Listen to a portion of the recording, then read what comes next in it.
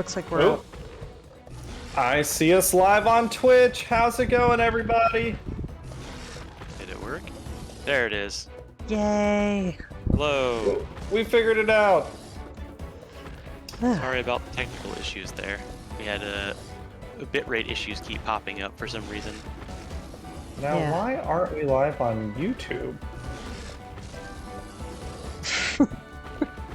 Just when I thought we got everything fixed. It might have like consumed the event placeholder once we Oh. streamed the first time. Maybe I still That's a see guess. the event. Create event, Unity creation stream. I got Monstie Monday, Monster Hunter Stories 2 Part 4. I've got us there. It says it's sending data. Like if I'm looking at Restream, it says Arbitrary Hero is live on Twitch and it's sending data to the YouTube side. So, who knows? Hi everybody, if you can watch us this time, we're on Twitch. Fuck YouTube! Yeah. That's been great. We're still working through technical difficulties. Last time we got YouTube working, this time we got Twitch working, next time we'll have both working. That's the dream. Yeah, we'll get there. Osprey, how's it going? And Tom's with us this time. Hello. Hey Cameron, Yes. we're gonna start off with the Great Jaggy's Kinship skill, because I happen to be running around with... Oh, brilliant. You ready? So, yes. So, Tom, I don't know how much stories you're familiar with. I watched a little bit a few weeks ago. Yeah, ask as many questions as you feel are pertinent. But I'm super excited because I begged Osprey, I begged him to get us a Great Jaggy in his party, and now we get to see Great Jaggy's super special move. And they're always over-the-top animation, and I'm digging. Okay. Let's do it. Let's see it. I recall this from last time, the special move. Jaggy Strike. Oh, creative name. Oh my god, he gets Wow, the pack! okay. So pack tactics. Yeah. I dig it. Oh, that's cool. That's good for Jaggy. Jaggy deserves some respect. Yeah, I like it a lot. That makes me happy. Oh, Legiana's in this too. Yeah, that is, my companion's Monstie. The first Oh, I time... see. So this is the game where you have not just the monsters, but you yourself and your other humanoid partners fight with you. Yeah, I guess Yep. Osprey, you want to do like a quick catch up since it's been a little while, and then Tom's new on the thing. So basically, Alwyn is a wyverian from a local village, and he knew my character's grandfather. He's helping me run around to improve myself so that I can get, the approval of the elders to hatch my super mysterious Rathalos egg. And... Okay. yeah, so he's helping me out, I think in part because he wants everything to be okay. So there's a hatching Yeah. system in this. Is that how you get new monsters on your side? Yep, Yes. Oh, did a fucking Great Jaggy just jump us? yep. Yeah, so you don't always have a buddy, like a human, not a human, but a hunter buddy with you, right? A rider buddy. It's just sometimes. Sometimes, yeah. I would say most of the game, though. I like how quick each like attack animation is. Like instead of how Pokemon used to do it, where it was very like slow and segmented, they just sort of cut from one thing to the next. Oh, I can Yes, go even Speeds up the faster. combat a lot. Oh, can you like skip the cutscenes for those and then just keep going? I can turn it to 3x speed. Oh, I see. So it's like a toggle speed thing. Yep. I just Oh, don't that's tend neat. to do it for the stream because I Right. want people You want to to. be able to show off some of the cool moves. Well, that and it I get just that. it looks weird if you're not the one playing. Right, it's hard to keep track of what's going on. I like how they kept all the same UI and icons from the mainline series. It's easy to recognize what most things are. Yeah, that's what I noticed too. Is they do a really good job connecting stories to I feel like at this point, stories might as well be like it's a mainline game. It's just a different sort of mainline game. Right. The first stories I always didn't really connect it with the others, but it seems like Capcom is doing a lot to make sure they tie stories 2 in with the rest of the franchise. The first stories was on 3DS, right? Or Yep. was that also on Switch? It was on 3DS. It's now also on iOS and Android. So if Oh, you that's decide cool. to go play the first one, I could see this being a really good iOS game. Now that iOS in tablet and mobile can run stuff like this. yeah, it's definitely an improvement graphics-wise between 1 and 2. Oh well, yeah, absolutely. I figured that's gonna be kind of obvious, but I like just the fucking bunch of Jaggy flying out of nowhere. yeah. That just makes me happy.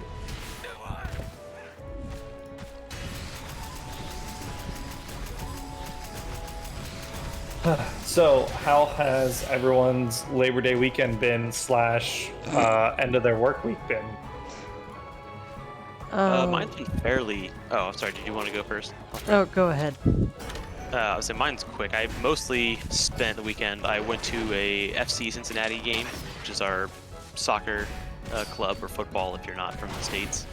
FC Cincinnati? Yeah, which not doing great this season, but you know, it's a fun thing to do to get out for.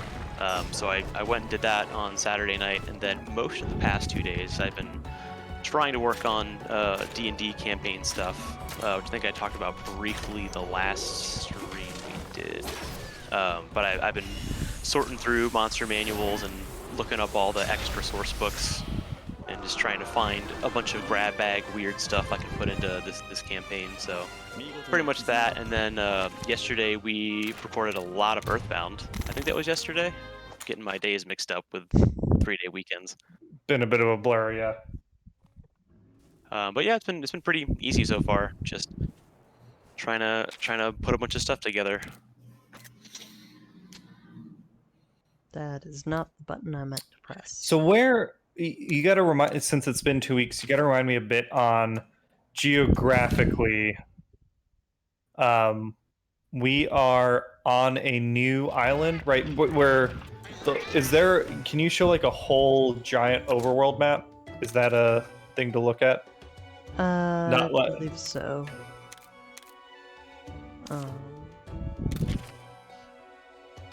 There we go. There it is. Okay. No, it looks So like yeah. This is, as far as I know, this is an island separate from both the New World continent and the Old World continent. The island in the center of it all, is that where we grew up? Yeah, so this is where we're from. We came... Royal Island. We landed here. We're now here. Yeah. Our next objective is over here. And our overall goal, Tom, as far as I understand it, is there is a Guardian Ratha is like a spirit guardian Rathalos that we are friends with that has protected our village and has disappeared. And because he's disappeared, monsters are going crazy. There's a term for it that I can't remember because each game comes up with a new word for monsters going crazy. Right. Usually it's the opposite. It's one shows up and then they go crazy. Yeah. So our overall goal is to find Guardian Ratha and return his egg to him. we have an egg that he left behind. Oh, that's nice. Our goal is to hatch the egg. Oh, Figure hatch out- the egg. Figure out why the monsters are absolutely getting rage raid.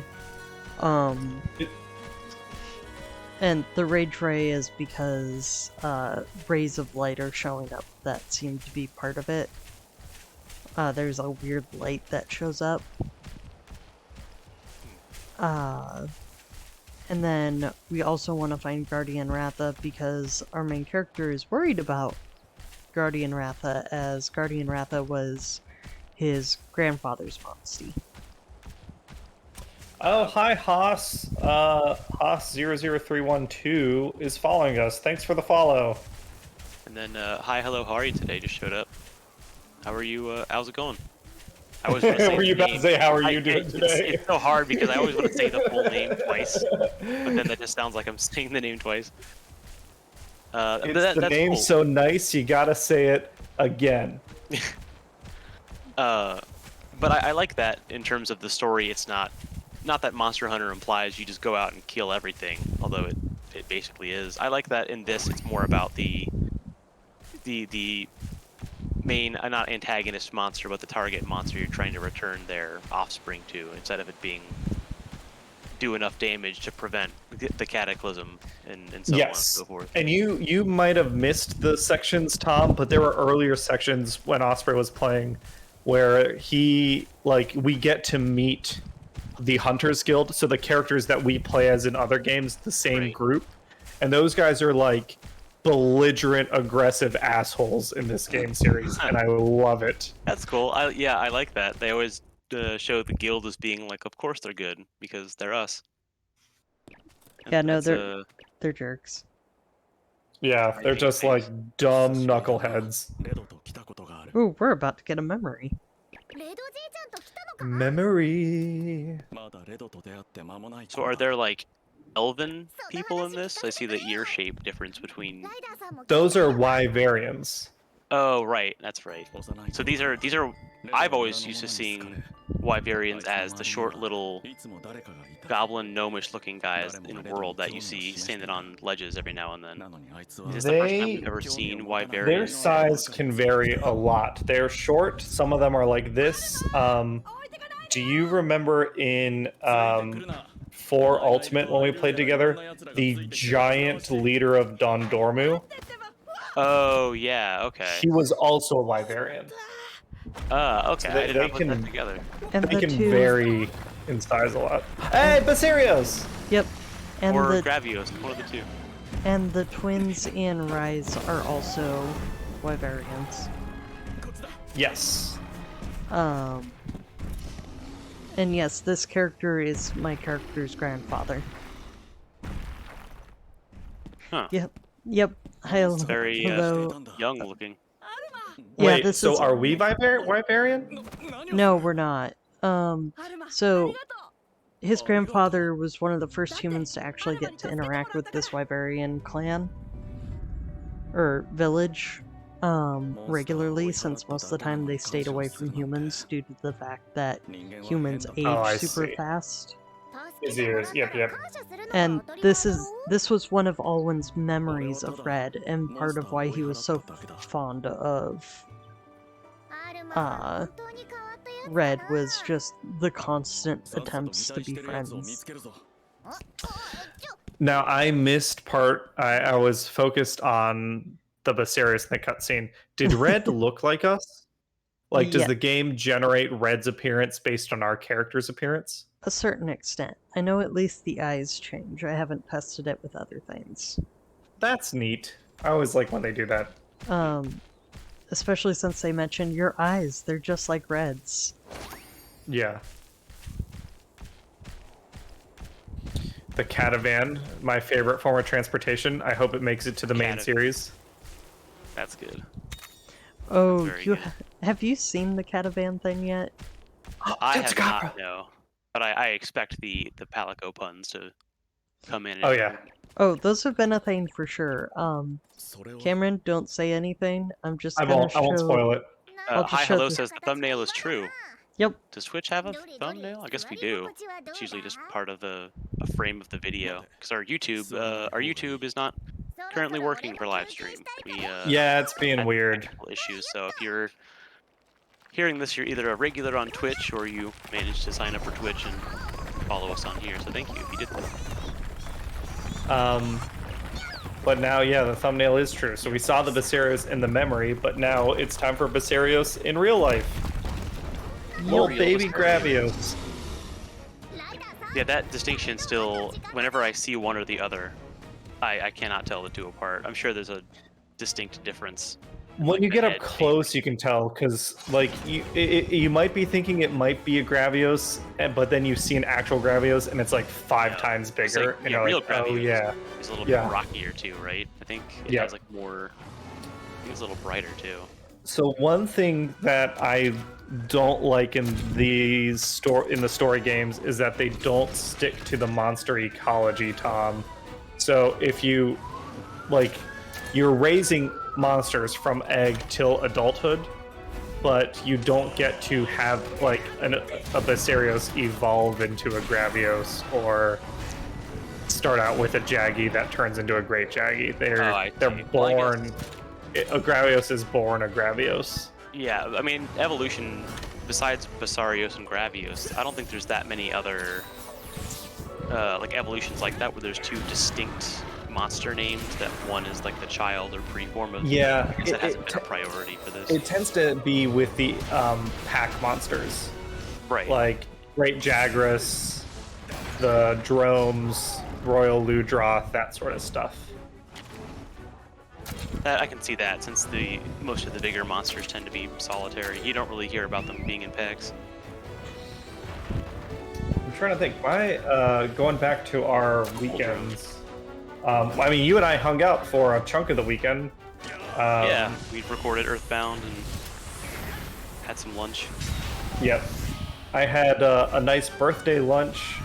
Went to Joe's Pizza Napoli, which... Oh, yeah. I'd say, like, as an experience, it was nice. I don't know that I'd go drive all the way over there from downtown again just for the pizza. Is it like downtown in Cincinnati? No, it's fucking in Milford. It's up Milford. near Nate's neck of the woods. Okay, that's why I've never heard of it. But it is like the closest thing you get to an authentic pizza margherita. Like, they use real San Marzanos. They've got like the good semolina flour. Like it was as good a margherita pizza as I've had in Cincinnati. Oh, that does sound good. But it was pretty decent. Oh, Zephyr King. Oh, hello. shit. It ran away. Hey, Zephyr King, what's up? It's been a minute.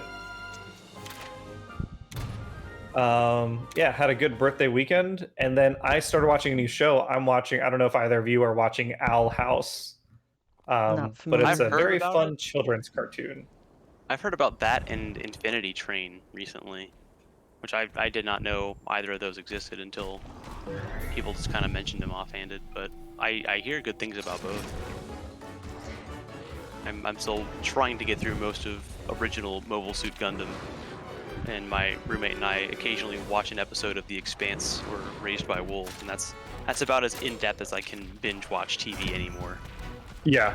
I end up watching an episode, and then starting the second one, I'll get antsy and play a game or do something more involved. Also, yeah, sorry, Zephyr King, we're having some technical difficulties with YouTube today. Yeah, it's weird. Even I don't know, I gotta, maybe it's something on the Restream side. My Restream chat doesn't seem to be working.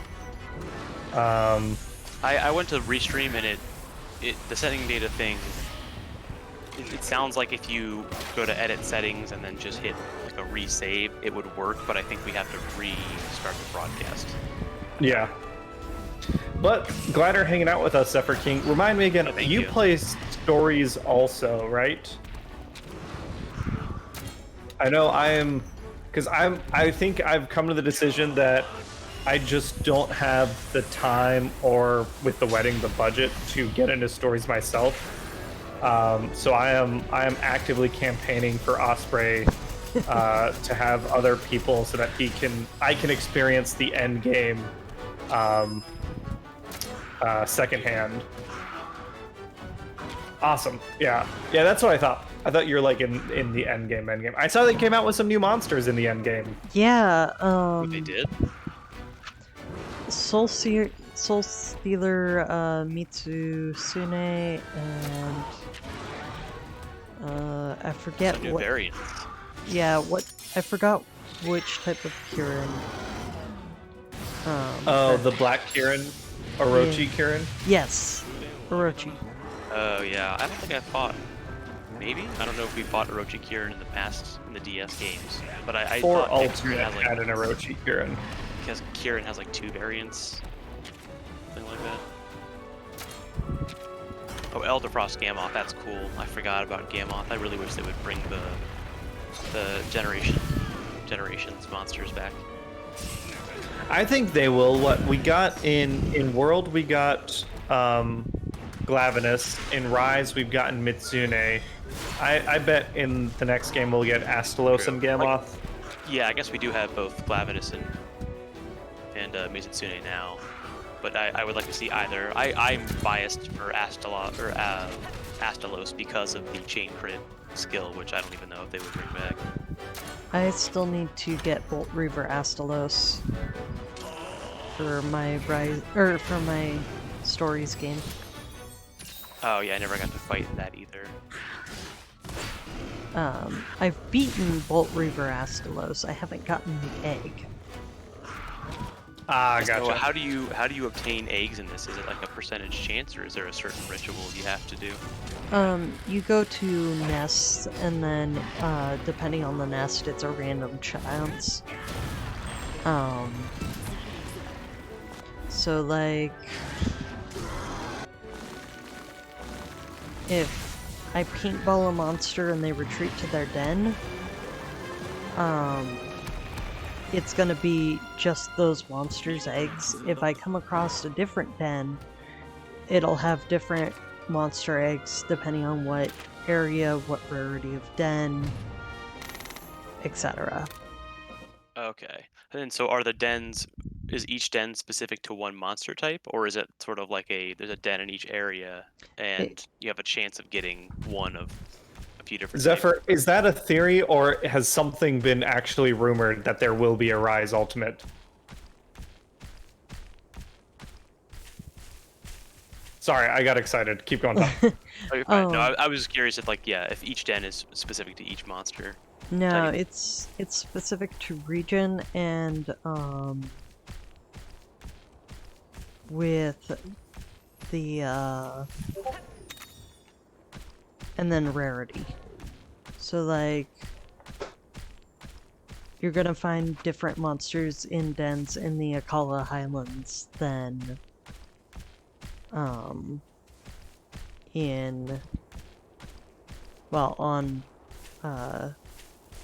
the island you were on first. Oh right, okay. So it's similar to how every biome or region in the regular games have a certain set of monsters you'll see. You rarely see a volcanic monster in a Coral Highlands or some other non-volcanic place. Yeah, it's definitely a set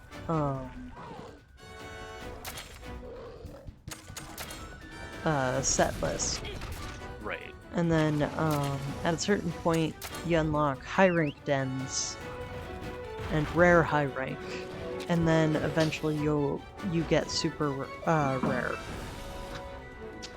Okay, so it's a tier based thing. Yeah. Zephyr, I'm assuming that Rise will have G rank. I'm hoping it gets a G rank. Because I can tell just from the damage numbers and the general sharpness of endgame weapons, there's a lot more we could fit into that. Yes. But I'm hoping too. I'm hoping that we get a G rank and that new monsters come with it. Since I think so. They lock some behind G rank. I can't compare it because I've only ever played the G rank versions of games, except Try. I played the regular version and then I played Ultimate. Right. But it definitely felt like there was a lot less content in Rise, but I think that was just because I'm comparing it to the other games I've played, which are all the G rank versions. Right. Well, I guess World did a similar thing too, where until Iceborne, we didn't really have it wasn't G. I don't know if it was G rank, but it was Master rank, I think. Yeah, I think that's the same thing with a new name. We didn't have like a third tier end game difficulty until the DLC, which I think for Capcom's money, because there are also people on those teams work on other things, I'm assuming they're starting to do a delay G rank. That way people aren't instantly, you know, day one getting to G rank. And then you've got this big disparity of, you know, a lot of people are in G rank trying to immediately finish all the content possible. They can sort of dole it out in pieces over time. That, and probably they're trying to get cheap bastards like me who kept saying like in World, right? I skipped Monster Hunter World and just waited until Iceborne was out because I was like, I'll just pay like a single price when the bundle goes on sale or something. Right. Boom Headshot, hello. Hey, Boom Headshot.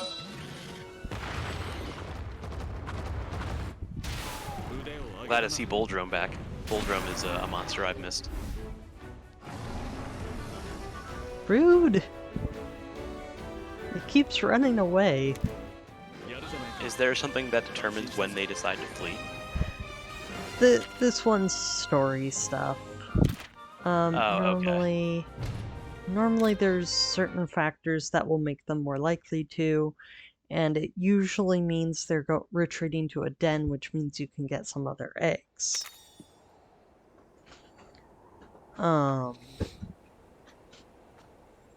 Right now, it's just being a pain. Alright, heal up. I don't remember how many times I have to go after it. Boom Headshot, yes, the Extra Life bar is up. Our Extra Life campaign, I believe, has officially started. Yeah, it's been going strong. I believe, actually, I need to check. I think as a team, we might have just passed $2,000 raised. Oh, okay. So the bar is showing 1,465. That's just my personal one. There's also... Okay. So this year we are doing things a little differently. That's right. Yeah. Instead of each member having a page, I've got a page, and then Dan Arnold has a page. So right now, as a team, we're at 1960.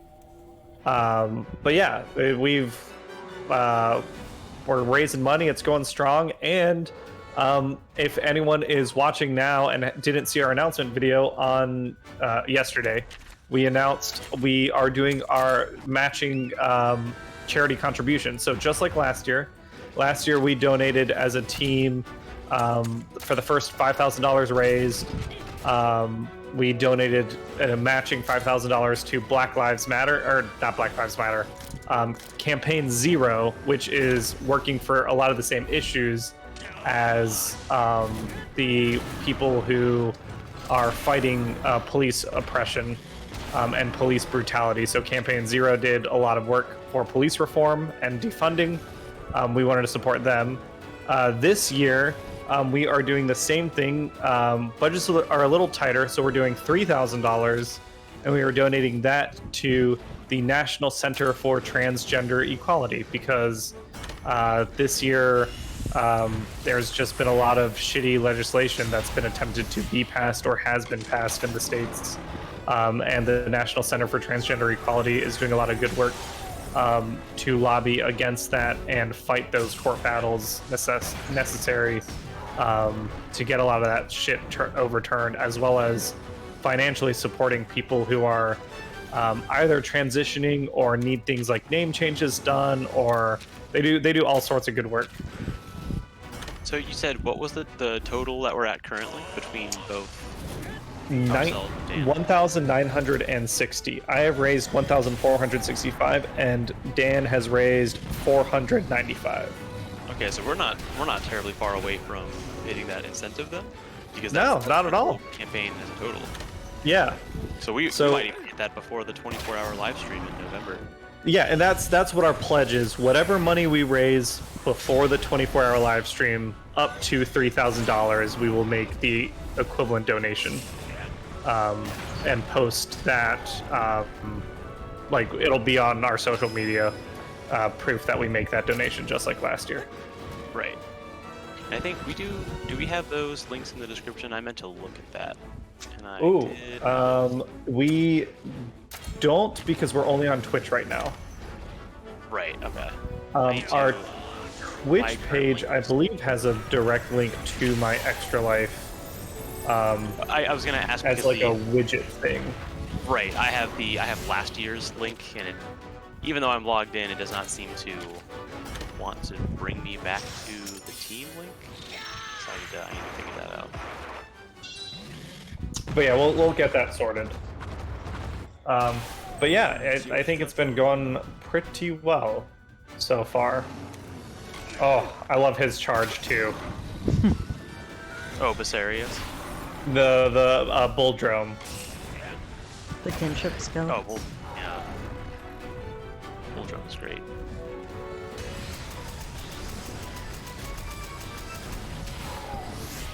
Piglet used headbutt. Yeah. Get wrecked, Basarios.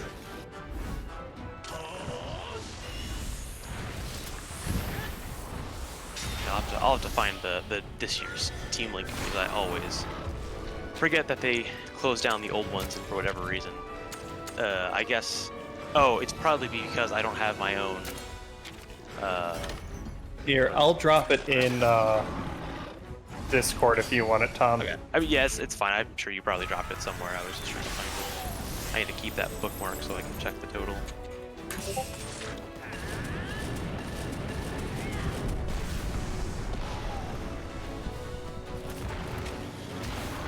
One thing I like about stories is they've kept that the different weapons kind of have unique styles. Oh, that's neat. So they actually like distinguish between Yeah. dual blades attacks and something else. Oh, And they don't have all the weapons, but the ones they have are, I think, it feels like the iconic ones. Okay, yeah, so we're at $1,960, so we're not too far off. I'm assuming I think the video for our announcement just went up a few days ago. That has a little bit more details about the campaign going forward. Yep. Also, Icicle Realm. Legiana's kinship skill is so pretty. Ooh. Oh, wow, we have a that's spammer. Oh, first of the night. At least it's not one of those spammers that's Explicit. yeah, that's I'll open up a different browser, and I'm gonna see what bigfollows.com looks like, because now I'm curious. yeah, it's on Twitch, like, I guess some bigger channels have gotten just harassed recently with slurs and all sorts of shit. And It doesn't look. Oh, I mean, yeah. Oh, that's another thing I don't think we've discussed yet, have we? Is the hate raid stuff, and then the blackout that happened on last Wednesday. you'd have to, you all would have to explain that to me, because I'm not on Twitch as much as I used to be, just with being busy with other stuff, so I'm not as tuned into what's going on. From what I understand, at least, yeah, I guess there's been a lot more what they call Twitch, or I guess it's at least Twitch, these hate raids, which are, I think they're also like spam bots or some kind of like mass message thing where people will go onto streams, generally targeting, streamers that belong to marginalized groups, and they will, post some awful things, but they do it en masse between a bunch of different people, doing this same spam. And unfortunately, Twitch doesn't really have any real regulation against it. People have spoken out about the fact that, people are able to kind of get away with this. There's generally bad people that show up to a lot of bigger streams, but this has been like a really big issue recently. And Twitch doesn't really have any sort of like protection against it. And from what their support teams and stuff have said. They didn't have any plan of like trying to implement some system to stop it until, of course, people make enough of a stink about it, and then Twitch eventually responds. So last Wednesday, there was kind of a protest where people were saying that they're not going to stream on Wednesday because to raise awareness for the fact that this stuff happens to a lot of marginalized streamers. And it's annoying because when that stuff happens, it also means that their TOS can technically flag the streamer for having that content up, even though chat is responsible. So a lot of smaller streamers that belong to, these groups would become banned for something they can't even control. And usually if you're a smaller streamer, you don't really have the mod team besides yourself to go and stop that from happening. And so that's been kind of a big topic as of late.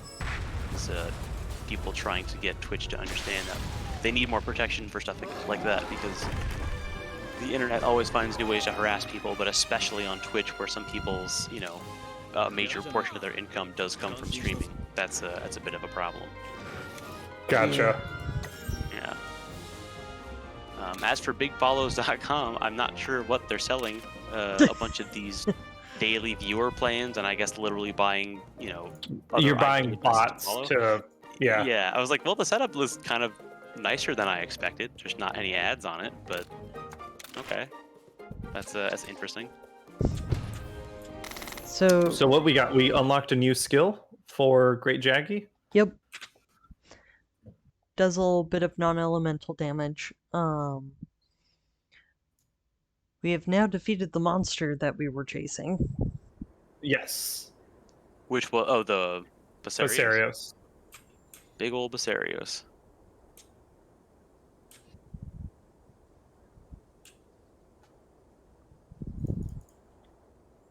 So has any story thing been revealed about why your grandfather's younger self is hanging out with you? I'm assuming younger self, because... No. You're mixing up the same thing I did. Alvin is not our... Oh, okay. I thought you were saying that too. Oh, you mean the grandfather of the main character from the previous game? No, so that's who your current character is? The person who was running around with Alwyn in the cutscene, that was a memory of my current character's grandfather who was running around with Alwyn years and years ago. Oh, okay. That was who the black-haired person with the crown looking thing was?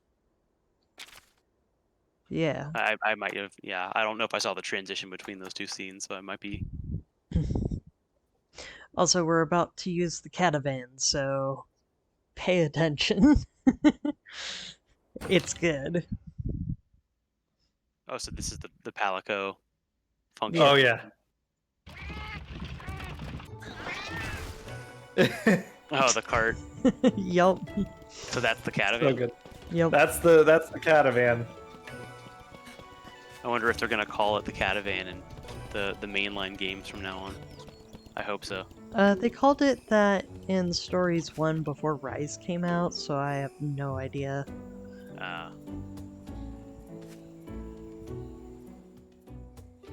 It's a goofy looking, not Stegosaurus, what am I thinking of? Brachiosaurus looking thing in the background? It's a Larianoth. It is from Generations. Oh, okay. I was say it looks kind of familiar, but I haven't seen it in a long time. From the Jurassic Frontier. Also, can I just say I find Navarro very annoying? Yeah, I think you said it a couple times before. I couldn't. He's a odd guy. Oh. Yeah, the one with the face. That actually comes up in characters. It's kind of I think hilarious. I remember you saying something that there's a story reason. I have my own theory, but I figured it had something to do with the story. Yeah, they go more into it in 1.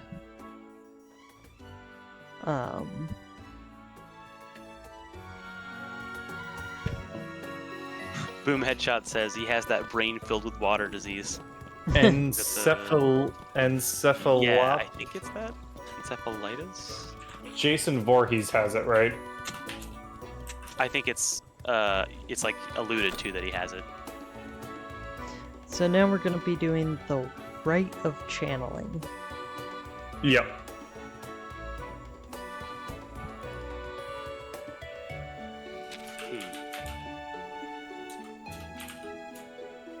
Oh, I see. This is like a ability transfer thing.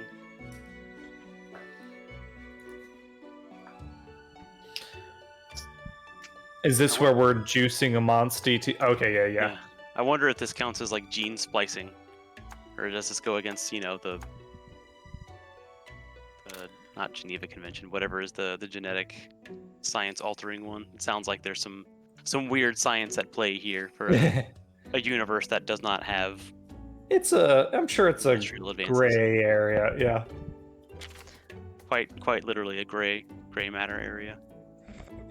So basically, they literally leave it at the Monstie will leave once you Zephyr King, I was really sad about that because they don't have a lot of good water Monsties, and if I could change the element like before, that would make that so much easier to deal with.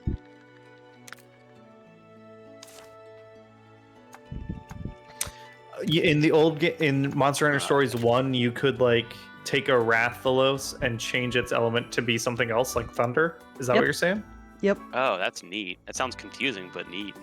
That's why they took it out in 2, is they said it was too confusing. You could have an ice Rathalos.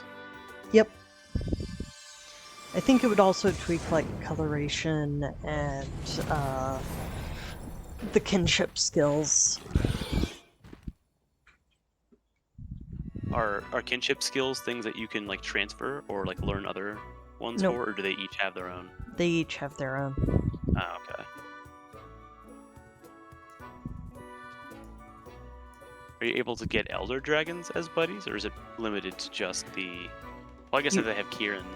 Yeah, you can get elder dragons as Monsties. And they said Monsties because monster and bestie. Monsties. Right, of course. That's very on brand for this type of game. Is there just like a collection or like a farm somewhere where you keep all of your extra Monsties? In the stables. I see, yeah. That's the PC equivalent from Pokemon.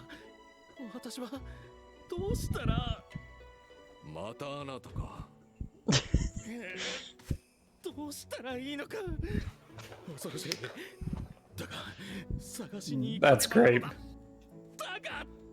There's an Aptonoth. This guy So there seems to be more. There's more wyverians in this game. Are there more like villages just full of wyverians, or is there like a kind of an equal split between humans and wyverians? There's a couple wyverian villages, but wyverians are still rare compared to humans.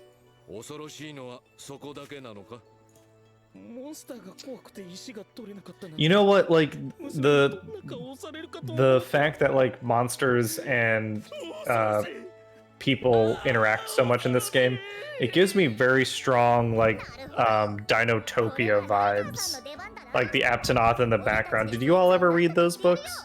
I remember was it a show that came out in like the early 2000s? Yeah, like a limited series show on NBC or something. I think that was when I first heard about it. I knew there were novels, but I never read them. But I thought the idea was interesting. It was back when like Disney had some dinosaur movie and dinosaurs were starting to kind of not make a comeback, but were kind of like the younger generations, like zombies type deal when dinosaurs were becoming big. Jurassic Park making a comeback. So we met houses that were pop-up books. Oh yeah. There were all sorts of Dinotopia books. There were like younger pop-up books for younger kids, and then novels for older kids. What were you saying, Osprey? So now we're getting asked to go deal with the Yeon, Kutku no. or Garuga? Oh, Garuga. Garuga. That Garuga. bastard. The angriest I hope chicken. anyone remembers that video. Which one? It said Garuga, and it made me think there's an old, I think it's a YouTube video of, or it's a commercial, I should say, for an anime convention, I think somewhere in the Midwest, and it's like this scene at some like hibachi restaurant or something with a bunch of people that it's like implied like, oh, they're going to this anime convention, and so they're trying to advertise it. And this one person asks everyone like, so what was your favorite part of the convention? And they go and they list all of the stuff that happens, like, you know, manga and role play or whatever. And then there's just one guy who's dressed in what I guess would be like visual K, like goth makeup, and he just, I can't explain it. I'll have to try to find a link to it, but he just like throws his arm over his head and just says Garugamesh, which is some band that I guess is kind of like in the same realm as like anime con stuff, like not idol culture, but like whatever you'd consider that for like rock. And it became this really big meme of just this guy with his arm thrown over his head saying Garugamesh. It's a very, very old meme from like the mid 2000s, but So- it just made me think of that. One of those dumb brain worms that you can't get rid of. I was looking at what new weapons I could make, and I stumbled across this pun. Basarius Rock, yeah. Yo. There tend to be really good puns in the weapon names.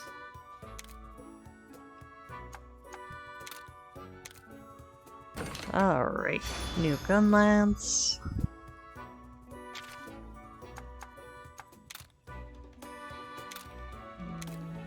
Don't have quite enough for upgrade.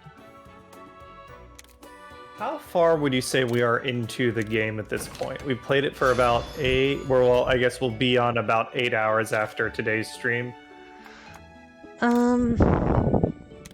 Not very far. I don't think.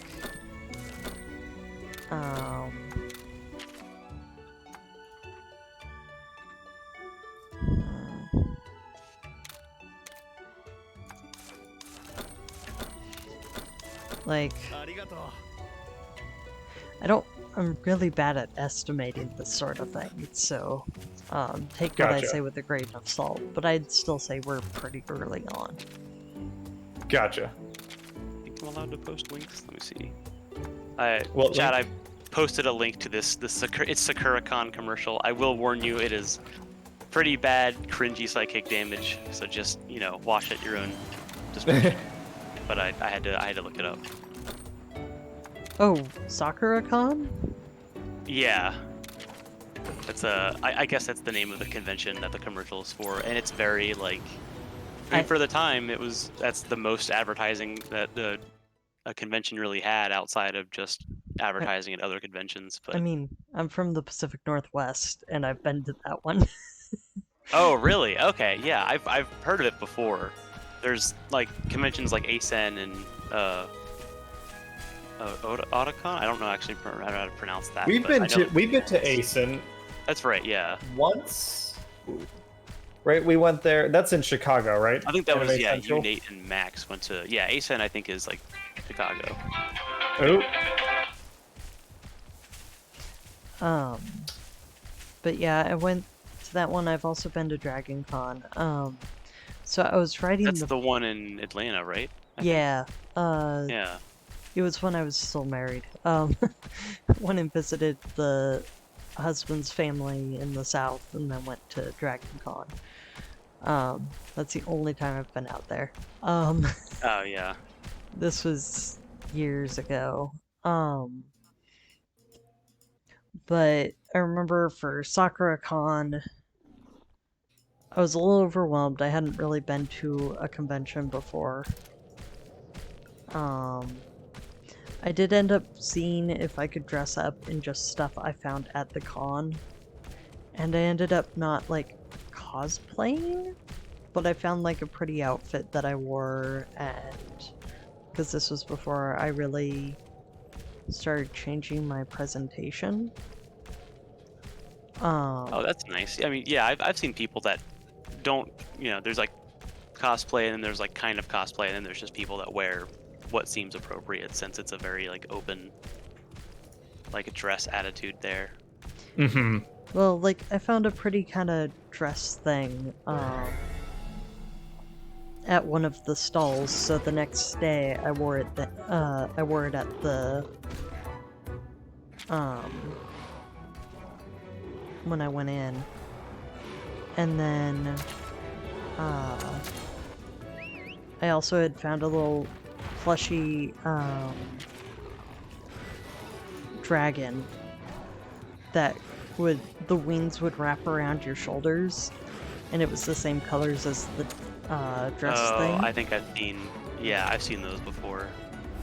Like little like shoulder wrap dragons. Yeah, so I did that, and I remember wearing some of the black boots I had, and I was on my way, and somebody made a comment about how I was going to hell or something, and I was like, cool.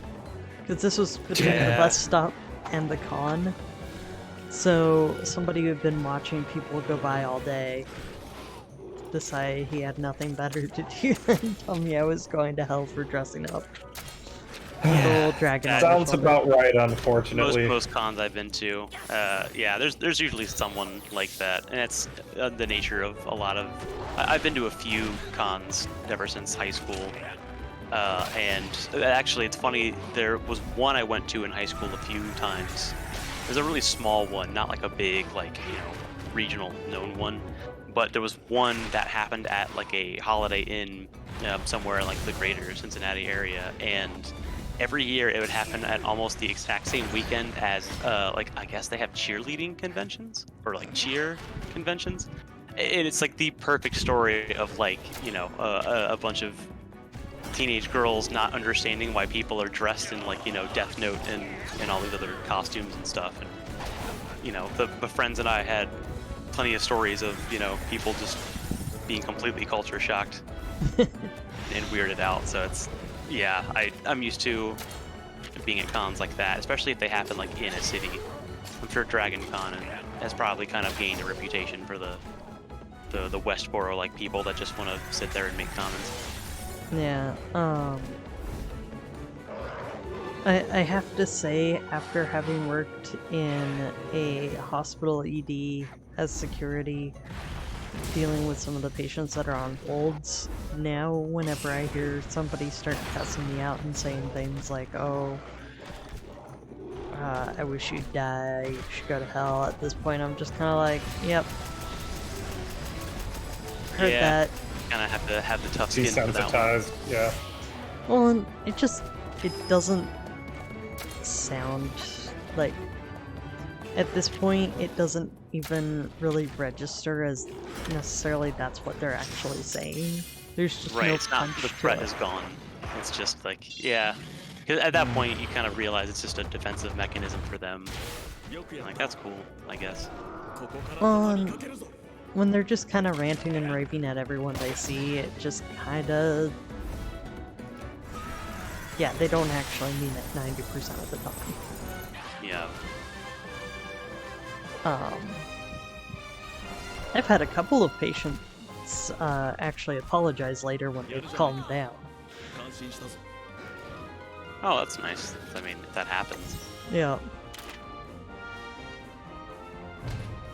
So... But yeah, like, I will say it's made me a little more relaxed about getting yelled at by random strangers. So is there, I assume there's gear in this as well? Like there's equipment that you can craft in this? I guess like the upgrade system is probably pretty similar too. So if you saw when I made the new gun lance and the and I was looking at the armor,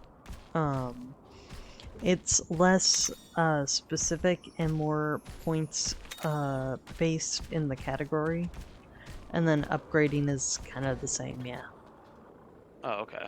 And since the Great Jaggy retreated, I was able to follow it back to its nest, and now I can get just great jaggy eggs. So if you force a monster to retreat, you can kind of force the nest to have a certain type. Mm-hmm.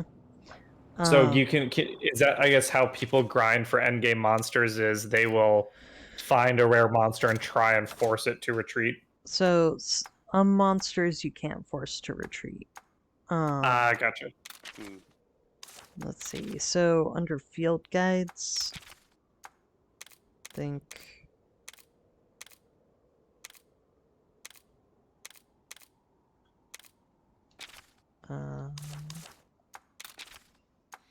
Monsterpedia. So, under habitat and retreat, it'll tell you what you need to do to increase the retreat rate usually on top of a paintball. Paintballs automatically do that, but like for the Kuluyaku, if you use the paintball and break the rocks with a blunt type weapon, it'll really boost the retreat rate for that monster. Mm-hmm. Okay, so it's like a conditional thing. Mm-hmm. And it's all just odds at that point. So do you want a high retreat rate, or is that kind of depends on what you're trying to do? If you want the monster, yeah. If you don't Right, because really they care, have to go back to get the egg. yeah. If you don't really care, it's not worth messing with. So is it implied that like when they retreat, you're scaring them off, and their first immediate thought is to go give birth No, to a thing, and then their immediate thought is to go sleep in their den. right, because that's So- how it usually is in the main Yeah. games. And then you go back to the den, and there happens to be eggs there. Oh, okay. Because I was just reading it as their first thought was, "I might die here. I should go back and ensure that my line continues to exist after this hunter comes and kills me."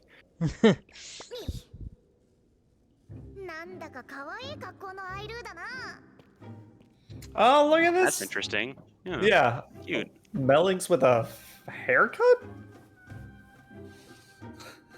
It does feel like one of those things where it's like, how are they gonna know she's a girl cat? Yeah. The outfit's pretty particular. I feel like they're trying to say something about the region, maybe. I don't know. There's a reason, and it's not. Oh, how are we gonna tell this is a girl cat? I promise. There's some Okay, context. well that's good. Yeah. At least they didn't like give her big boobs or something. Yeah. Because I feel like that it was a very 50-50 toss up on. Oh, okay. So here's a boy cat that's wearing clothes. Right. So the kid on the screen right now is my character's grandfather. Right. Okay. Yes. Yeah, that's what I thought. Because we're in a flashback. So has Alwyn been here before? I'm not scared of felines. I'm just attracted to felines, but it's forbidden. Don't It's you not like I understand, like them or Red? anything. Yeah, Baka.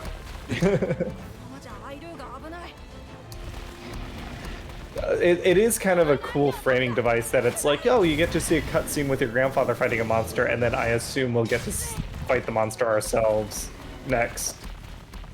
Tetsukabra time. I haven't seen Tetsukabra in a while. I guess we've been. What's the I one think in it was Rise? only in 4th generation. Yeah, because World had. Did World have an equivalent? I forget the name of the frog-like ones. Because there's one in Rise. Zamtrios? Is Zamtrios in Rise? I don't remember. Or was Zamtrios in World? No, Zamtrios wasn't in World. No, there's like a moss-like one in Rise. It has like a green moss back. I forget what that thing is called. Oh, the turtle, the Yeah, sumo wrestling it's a pretty platypus. low-level one. Yeah, it's like the same class as Tetsukabra, and there's been one or two since then. Mhm. But I think World might have had one because I don't think Great Jagras counts. I'll probably think of it later, but Yeah. good to see. Yeah, Zamtrios was for you. I don't know if it was in Gen, because I remember, or maybe it wasn't Gen. I think the last time I saw one was when we were playing Gen with Nate. The Amtrios is one I wish they would bring back to Rise if they haven't. That would be a cool monster to pilot around. Yeah, Zamtrios would be fun because you could try to purposely make him inflate and then roll him around everywhere. Mm-hmm. It's funny, you only see the big Zamtrios like do the blow up thing. I wonder if the little ones can, because if you could have like Zamtrios bowling or something. No. The little ones, like they like start latch out on. as tadpoles and they can suck your blood and grow That's legs. right. Zamtrios is a weird fucking thing, but I dig it. Ooh, Royal Ludroth. I'll take that over Cephadrome any day. If Zamtrios could be the new Cephadrome permanently, that'd be nice. Or are we fighting it? Yeah. Sure. You seemed excited when you speaking of. saw it, so... Or this is Ludroth, right? Yes. Yeah, Royal Ludroth. That's what I was thinking of. I just like me Generation 3 monsters. Royal Ludroth is another one that made its debut in Try when they added underwater swimming. It was a very fun fight. I think love me a Leviathan. Ludroth on land was the first fight where I really understood like breaking parts, because it's so easy to see like the neck and the tail get cut off. Like all of its parts are pretty distinct, whereas there are still some now in Rise that I have trouble understanding if it's broken or not. That's very true. Very good visual cues. Yeah, it's a low-level monster too, so you have time to actually see the cues. Whereas, you know, for higher-level monsters now, some of them are so dark in their color palette and they move so fast that it's hard to tell. You just kind of have to hope, unless you know what you're looking for.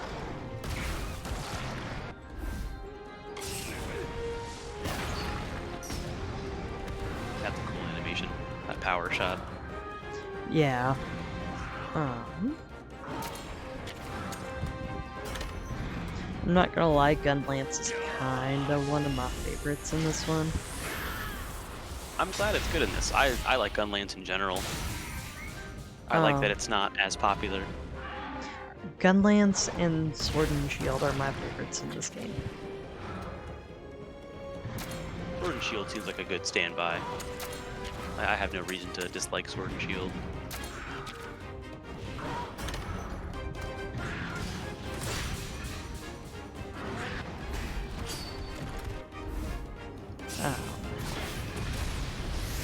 Aesthetically, the Gunlance is kind of hard for me to get over how ridiculously Anime? big it is. It's kind of obtuse sometimes. Like the basic ones in the main games always look really cool, but then there are some that I can't tell if it's an insect glaive or a Gunlance, or just a regular lance. Yeah. Well, it's like when I'm running around with it on my back, it just takes up more space than it really makes sense to. For anyone that seen our Rise streams, I use the metal tree Gunlance a lot, just because I like the generic, like high raw attack power one, and every time I play with that Gunlance, I can barely see anything of like my character's upper half. The shield is huge, the thing is tall. It's cool looking, but it definitely is a weapon type where probably better to play if you don't care about what your character looks like. Honestly, it takes up a lot of your upper half. I wish there was a layered weapons option. Oh, for this game? For all of them. Oh, yeah, I don't remember. Is there a layered? Well, I guess there's a... You can do layered armor in Rise. I think they started it in World. Right, do they have layered weapons, though, too? Because I think World had it toward the end, or they have some sort of, like... Rise has layered weapons at the certain... I think there are layered weapons in Rise. I feel like it's been a thing. Layered weapons in World, yeah, Zephyr, that's... I thought that they did because... The Rampage weapons, there's specific weapons that can do layered in Rise. That. But yeah, World added layered weapons, which I thought was really cool. Because, I mean, even then, playing Dual Blades, a lot of them looked cool, but I just wanted to see what other ones looked like if I was doing, like, fashion hunting. But, yeah, I hope that they do that going forward. Because transmog is an important thing, I think, in most games where the equipment look is part of the attraction to the game. Yeah, I'm one of those people, I absolutely hate having to choose aesthetic over, or have to choose between aesthetic or function. Right. I want both. Give me both. Yeah, especially. It's like, well, all the designs might not be cool subjectively, but it's important to have choices. World of Warcraft was the first game that really, you could have great equipment for your level, but it would all look like complete dog shit piled together. But then they added transmogs, which is what layered armor is in that game, and now it's great because now you can look as cool as you want, and all of your stats can be, at their best. Yeah. In this one, you can't do mix and match sets for armor, but especially in ones where you can do mix and match, I think it's especially important to have transmog. Yeah. Well, especially if you do Gunlance in Rise, I think still at the moment, the Renaplos gear is pretty much required for the artillery skill, and it's cute and kind of funny, but like it gets old really quick. It's this big pink teddy bear looking set, and having to wear the two top pieces is just really.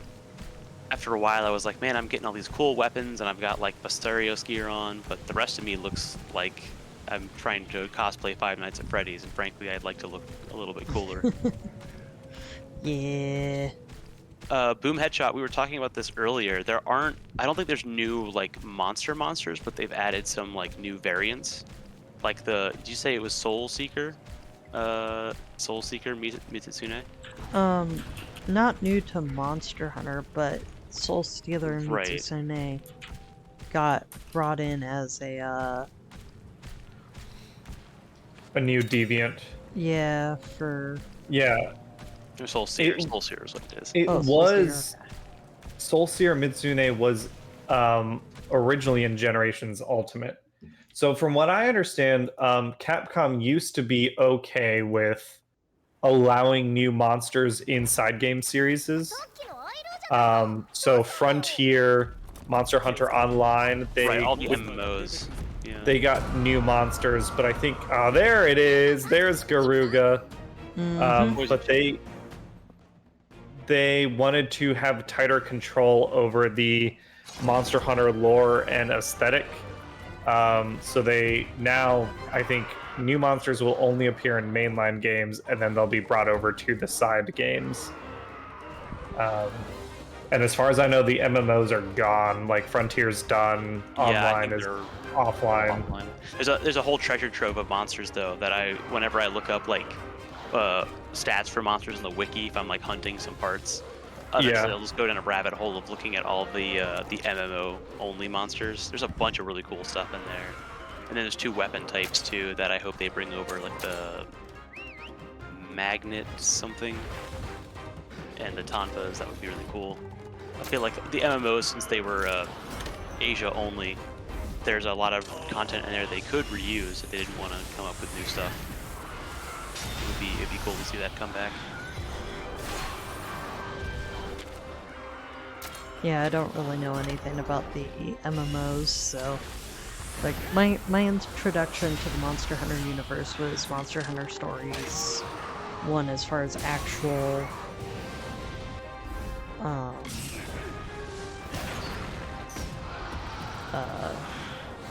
games that I played more than just kind of the first little bit of. Zephyr King mentioned Magnet Spike and Pampas, also the Excel Axe.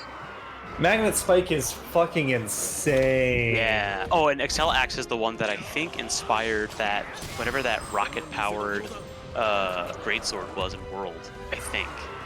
They're very similar, if not one inspired the other. But yeah, Magnet Spike, Tonfas, Excel Axe all look like really cool options, especially Tonfas, because I think they're like one of the only other weapons that does blunt damage. Yeah, they're like dual blades for blunt weapons. Yeah, I love that concept. I think it would be awesome if they did come over to this side of things, but I think they wouldn't. The move sets would definitely have to be very, very different than what they were in the MMO games. Yeah, I think that wouldn't be too terribly hard if they can balance that I mean, a lot of weapons get their moveset updated between games, so I'd be even as just like a token gesture. I think it'd be nice. Yeah, Wyvern Ignition Greatsword. That's what it's called.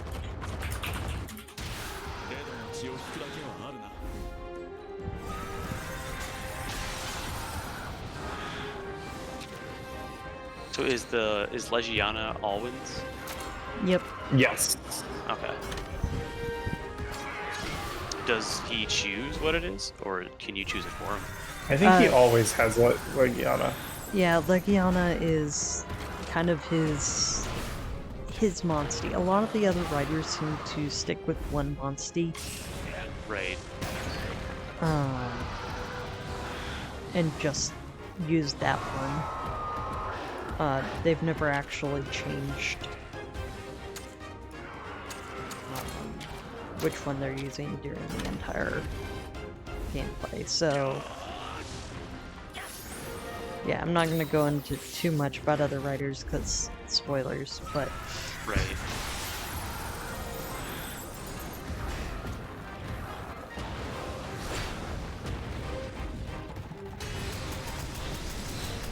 So as you damage them, do they lose parts, or do they have like visual indications of? Oh yeah, they break parts. See, like, yeah, yep. his ear is off, which is the classic Garuga thing. I don't. You also get usually a text indication, Yeah. like that's something broke.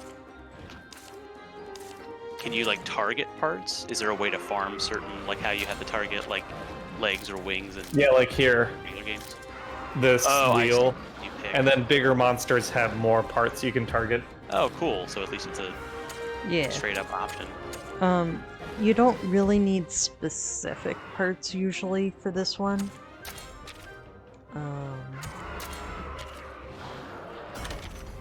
I got distracted and forgot what skills it was using. Oh well.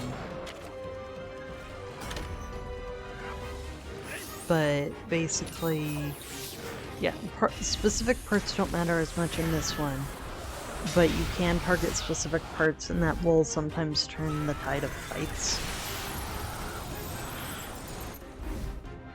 Oh, I see. So yeah, if you take out one part, kind of like how in some of the games or some of the monsters, you take out their tail, they stop doing some elemental attack.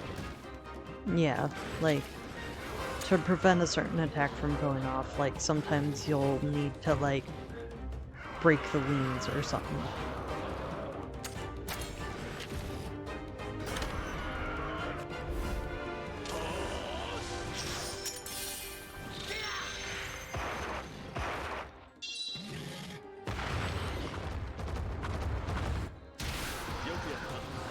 I thought the environment just changed because of that.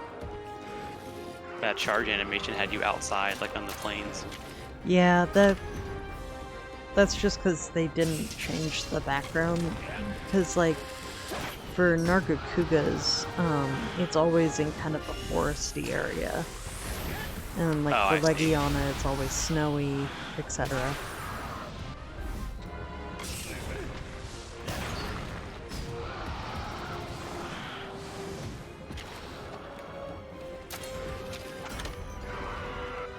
I really like, I don't know why, but Jan Garuga's color scheme seems more vibrant in this game than in the main games. Oh, a lot of the monsters seem a lot more vibrant in this one. I guess, yeah, maybe that's just the art style.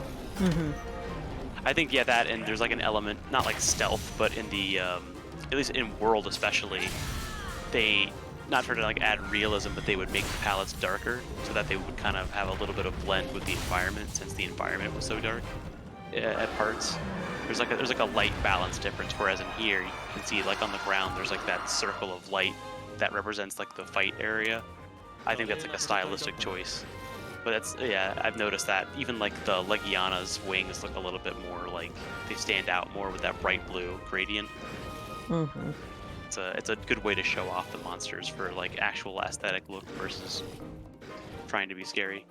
Well, it's like one thing I noticed going from stories to Monster Hunter main games is I was like, wow, some of these monsters look a lot less pretty. Yeah, some just look, especially World. World had a really muddy kind of like look to it because they were trying to go for more like faux realism. Whereas even the older, some of the DS games, even their palettes like pop a lot more, just because like lower graphics meant if you had more brighter monsters, you weren't really sacrificing any kind of like environmental depth. Yeah. Naviru, please, just stop. I want to know what the bird is that the other cat has. Oh yeah, the little messenger thing. Yeah. Gotta find out what species that is. I think we've seen one of them before.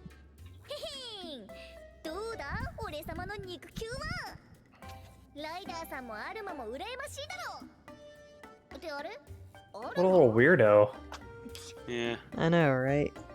got a weird energy about him. Just a creepy little dude, aren't you, Naviru? And I don't know if you caught that little bit that Naviru was wondering what got said. Yeah. Alwyn sneezed. Yeah.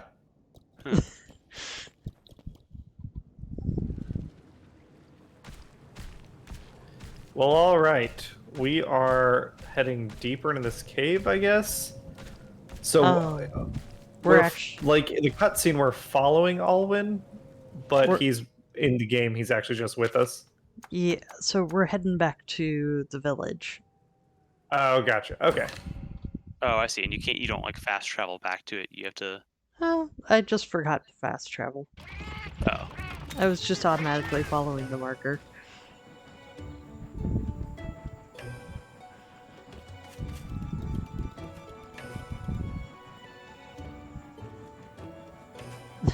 Mr. Scaredy Wyverian.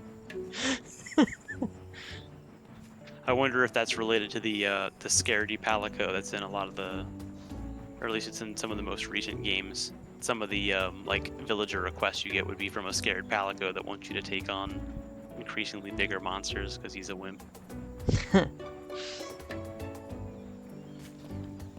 Real quick, I'll show you the crafting.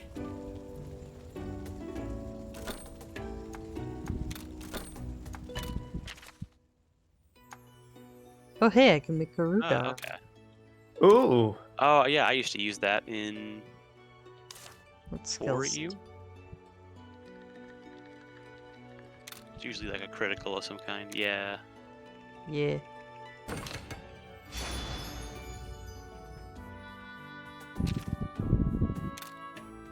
So yeah, that's how it works. It's usually based on points rather than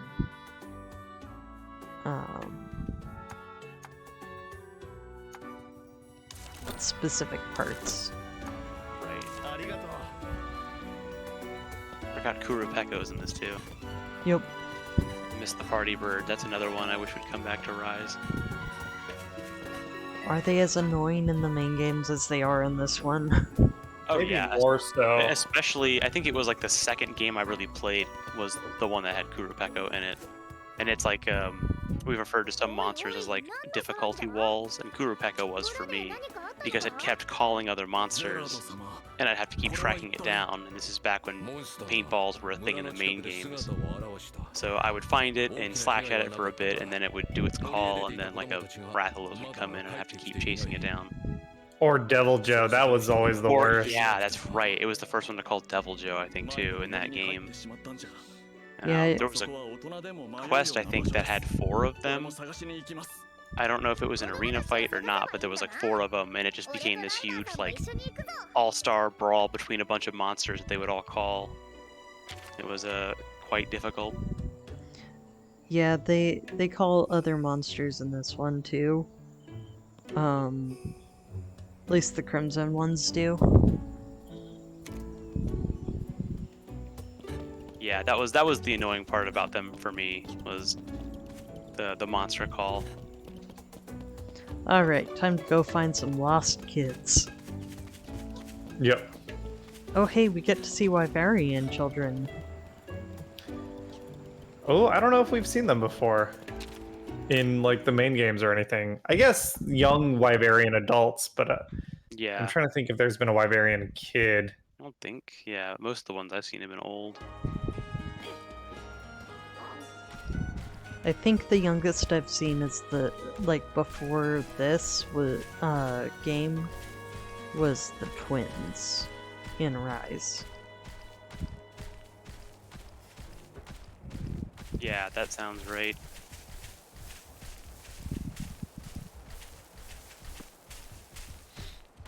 I'm trying to remember because in 4 Ultimate there's the caravan. You meet that there's a little girl Smith, but I don't think she's a wyverian. No, I don't think so. I think she's just human.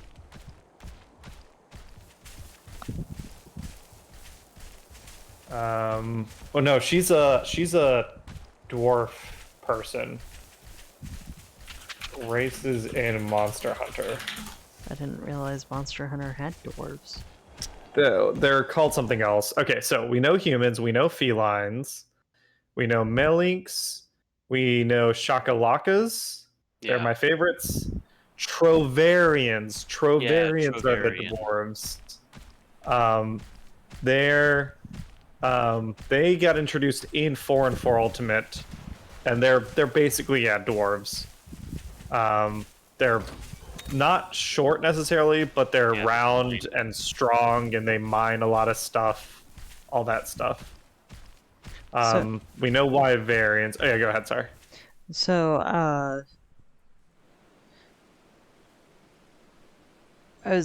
Tom was asking about dens earlier. This is a rare den. You're likely to get the same eggs as you would in a normal den, except they're gonna have better stats.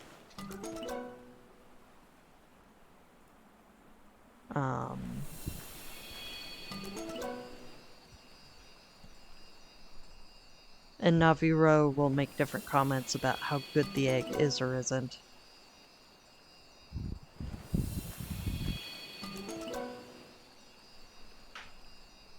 I don't recognize that pattern off the top of my head, so I'm just gonna grab it. Stripes. I'm trying to think. So we play a game, Tom, where looking at the egg, we try and guess what type of monster it is. Because they have a visual indicator on the pattern of what it'll end up being. Oh, I see. And this last one was what? Yellow and green? It's like pale and brown stripes. Kind of brown, probably. Kind of a yellowish off-white with, actually. Sounds like it's something more like mammalian looking. Burning, flying. The one yeah. So it's kind of golden stripes. The name would suggest Rathalos, but it'd be more red feel. Yeah, that's not a Rathalos egg, I will Is say it, that much. Doesn't Paolomu look like that? But that's pink, not brown. Paolomu, I think Paolomu's white, right? Yeah, the egg for Paolomu is pink on an off-white. Same pattern, but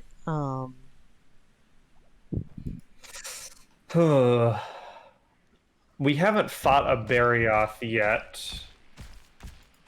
I'm trying to think what other monster has that. Does the name also mean anything? Burning, flying? Yeah. Oh, Diablos? Could it be a Diablos? Maybe. The burning part sounds like it's trying to indicate the element, but I don't know if it's like a misnomer. But the color scheme looks kind of Diablos-ish, yeah. If it's... Maybe it's Basarios. If we fought a Basarios not too long ago, maybe it's just here was a rare Basarios den. And Basarios does fire. Well, let's have like shinies or anything. And find out.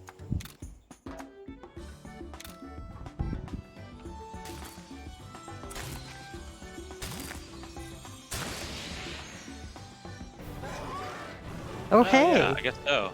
That's what it's kind of, yeah. I was the pale is a little. Yeah, I would have expected more gray, but I get it. I guess they're not trying to do like an exact like palette match because at that point it's pretty easy. some monsters are exact palette matches. Like that is okay. great Jaggy. I can see that, yeah. You don't think about it much. I guess there's kind of more of like an orangish pink, like bright neon orange pink to Jaggies. So I ran out of room in my stables, so I'm gonna go talk to... Oh yeah, you gotta release some Monsties. No, I have another option.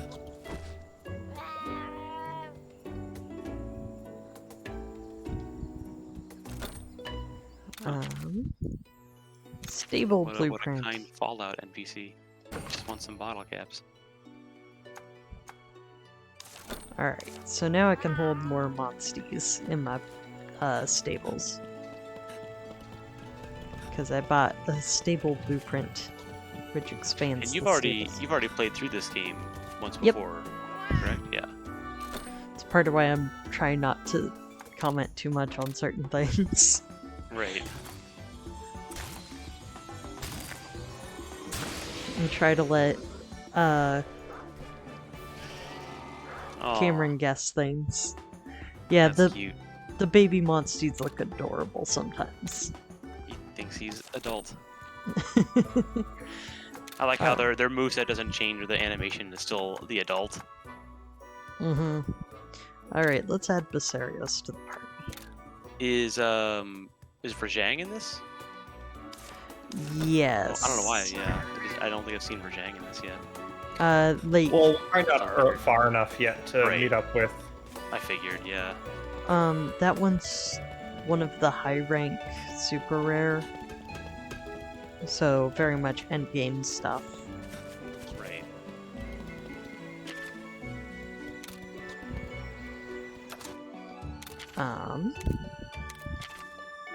Alright.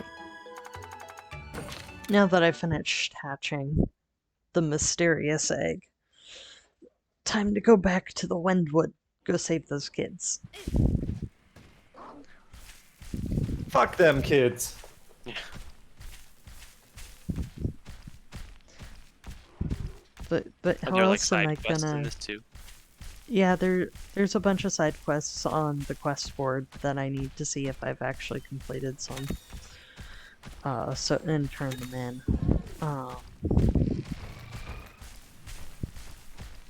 Let's see. I don't remember where the kids are, so I'm just kind of running around grabbing stuff.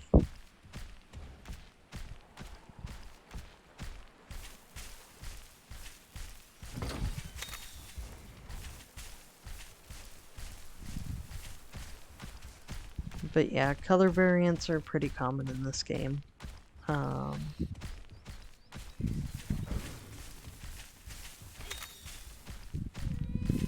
It definitely makes sense in an RPG system also just to like include all the palette swaps you can to expand the content out. Yeah. Boom Headshot asked, "Will you be going back to main MH games sometime?" I believe at some point we probably will. Yeah, like we want to see and experience all of stories too. I mean, we've played everything at this point. The two games we might go back to would be World and Generations while we're waiting on new content to come out for Rise or the next game. Nate, I know, really wants to go back to World, but he's also not available on Mondays. So it's up to him being available and pushing that end of things. Right. We I could also wouldn't change the day of go the ahead. week that we do Monster Hunter on as well, if we really needed to as well. Yeah. If Mondays don't work out, we could always like switch it over to like Wednesday, or I guess whatever day works out for everybody. Yeah. About fighting the royal monster, hi, hello. I will try again when I am level 15, which I will try to get myself up there, by next week, and then maybe could start the stream off with taking on Tyrex again. Ooh, sounds good. I'd love to see the Tigrex, yeah. Our royal monsters Blue like a Yon Cuckoo. special type. Oh yeah. So royal monsters are monsters that are unusually powerful for the area. And if you can beat them and follow them to their nest, you can get a really good egg sooner than you normally would. Yep.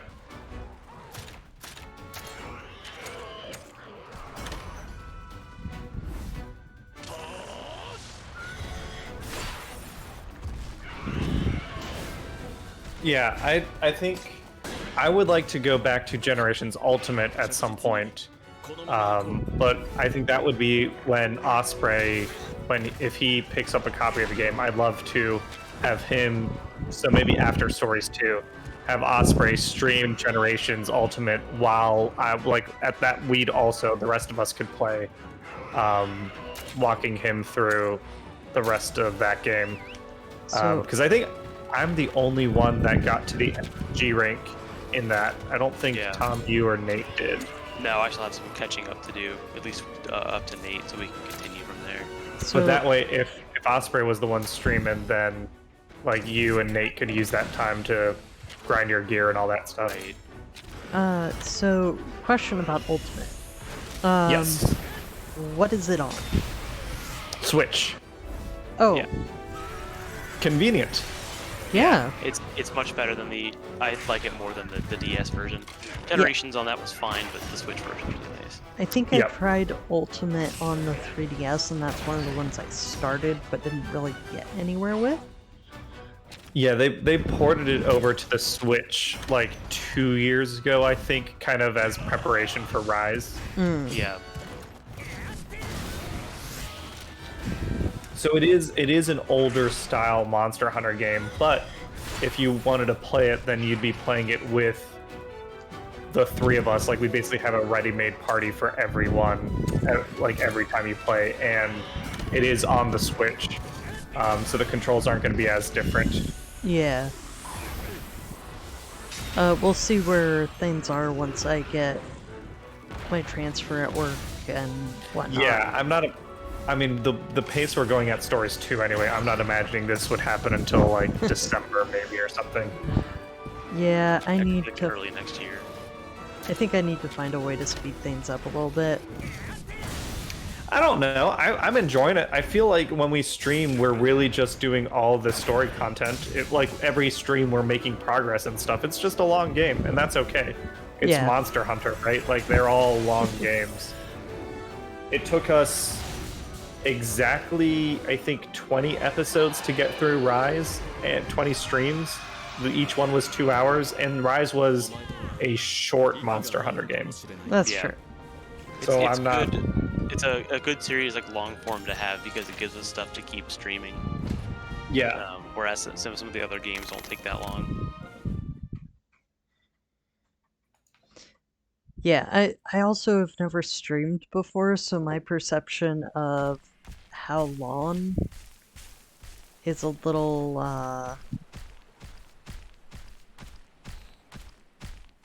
off, because I don't typically watch streams either, because I tend to get too easily sidetracked if I'm watching someone else play something.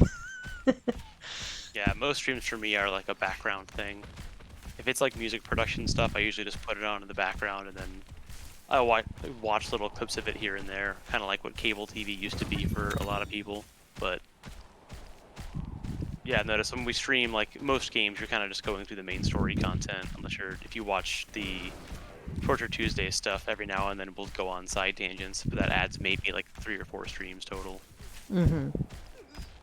I did jump in and watch and chat a little bit on one of the Sekiro episodes.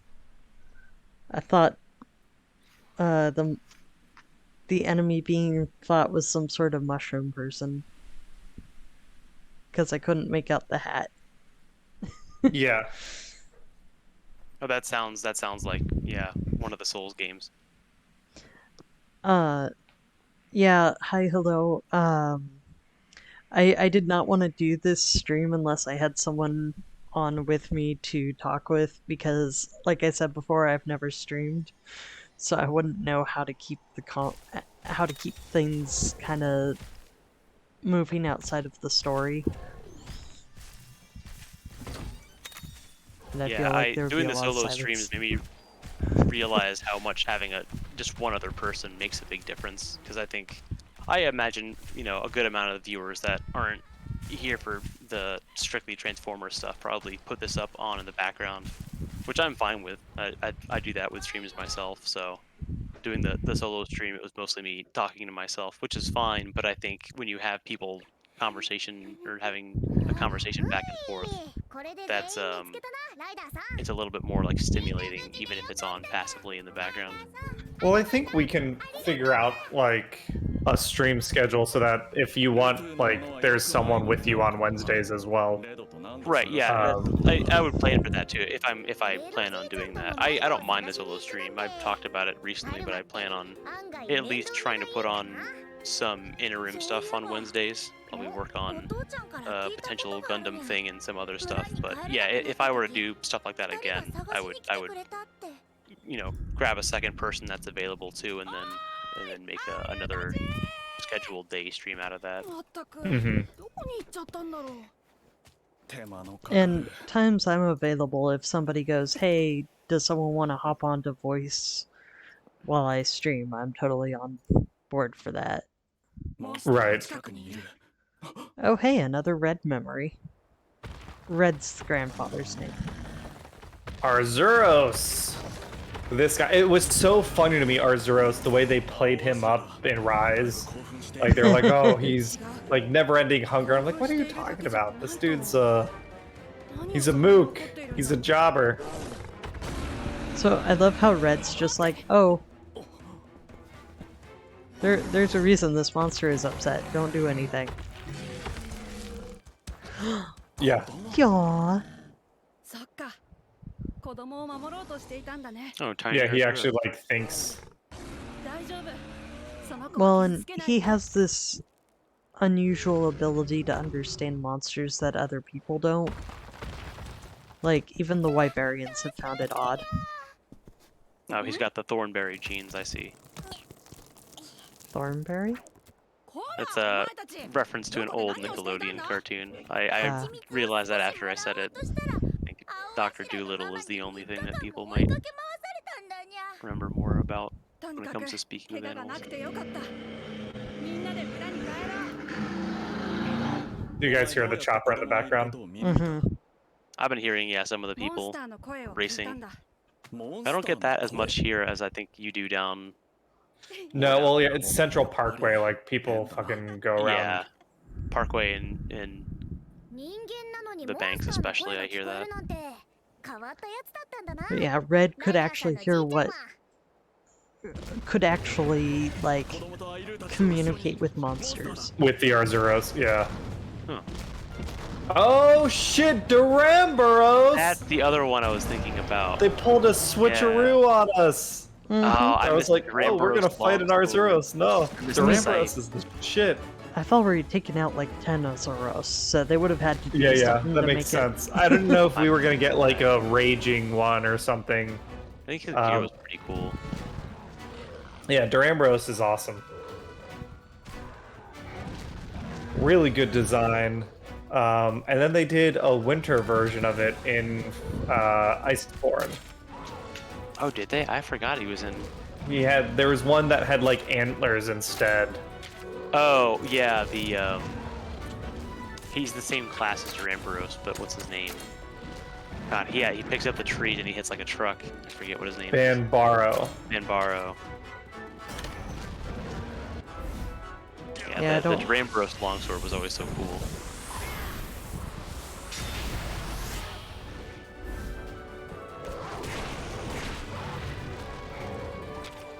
Yeah, I'm glad Duramboros is in the game. That's awesome.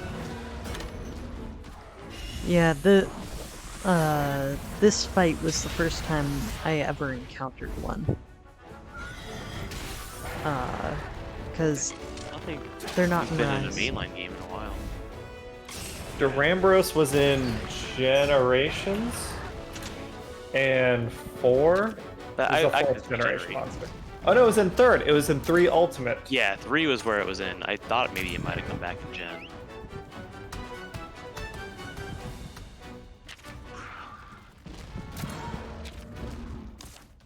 It was in 3 Ultimate and then it was in Generations. So yeah, you haven't had the chance to see it, Osprey, I think. But it's a good-ass monster. And it's fun because if you can't cut its tail, but you can break its tail in the main games. And then when it does its spinny thing, it'll like jump up in the air and land and it'll be stunned for a little bit. and if you have broken its tail, then he can mine from it. I think it's if you in this one. I think it's if you do the legs, it will fall over instead. Yeah, like that was the same thing in the other games. You could kind of tire it out or make it trip by doing enough damage to its legs while it's spinning. Awesome. I dig it. I dig Durambros. Good monster.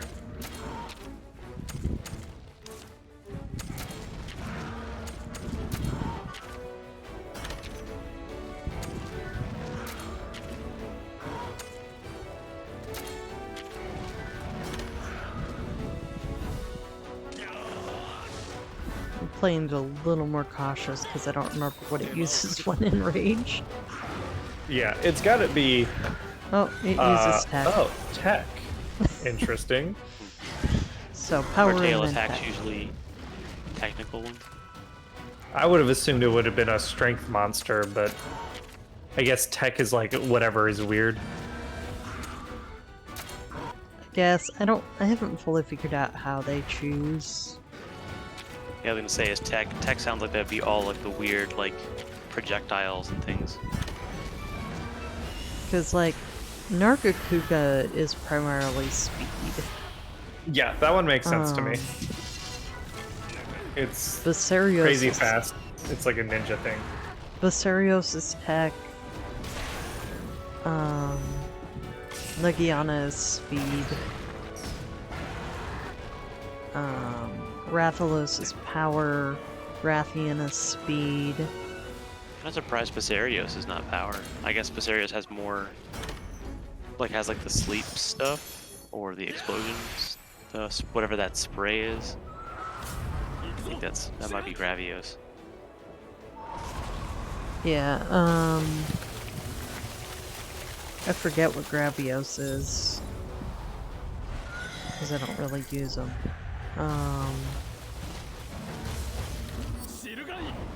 I think Silverwind Nargacuga, when you fight him, is more tech than speed, but when you actually have him in your party, he's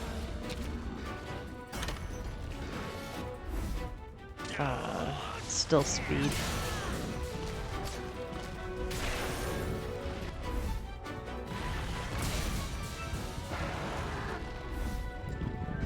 And like Eon Kutku is oof. Ouch. I'm not sure if I have any kind of like feedback coming through my mic. The little like green indicator light on Discord keeps going off, and I'm not saying anything or breathing into it. I don't think. I'm not hearing anything. Okay, it's weirdly like flickering on as if I'm saying something and it's not. Could be I'm using my headset mic, so that might be why. Yeah. I pick up on some light breathing every now and then, but not super frequently.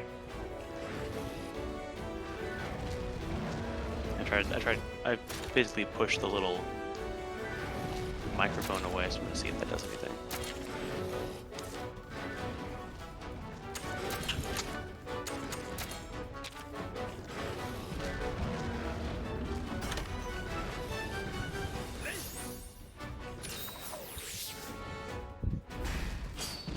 And they do use the they do use the heart system in this. Oh right, which is just three hits. So but do your monsters have like HP bar? Yeah. Oh no, it's 3. You have 3 like instead of feints, you just have 3 hearts. Yeah. So if you faint or your Monstie faints, you lose a heart, and you lose 3. You lose the fight. Right. Same for your buddy's team.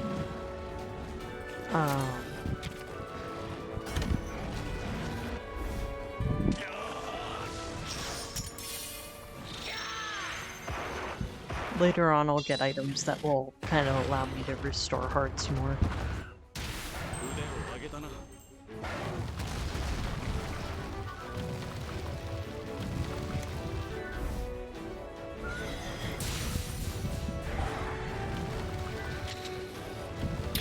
So is there any strategy you can take to try and force Drambros to retreat instead of killing it?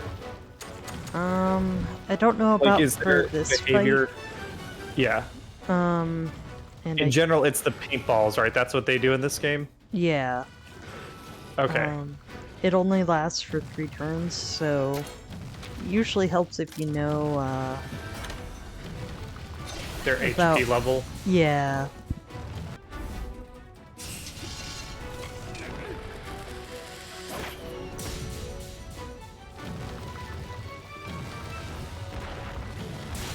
What else has been new? We've been talking about Gunpla a lot recently. Was that ever something you got into, Osprey? I watched one show that focused on it, and I liked the idea, I haven't had... Like, I thought about building my own from a combination of parts, but... Oh, that's some, like, expert level shit there. I've seen a couple people do those type of customs. I don't have the skill for that sort of thing. That's kind of what stopped me, was I found out it's not easy doing that, and I didn't know enough of them to know, oh hey, there's ones I'm gonna want to do.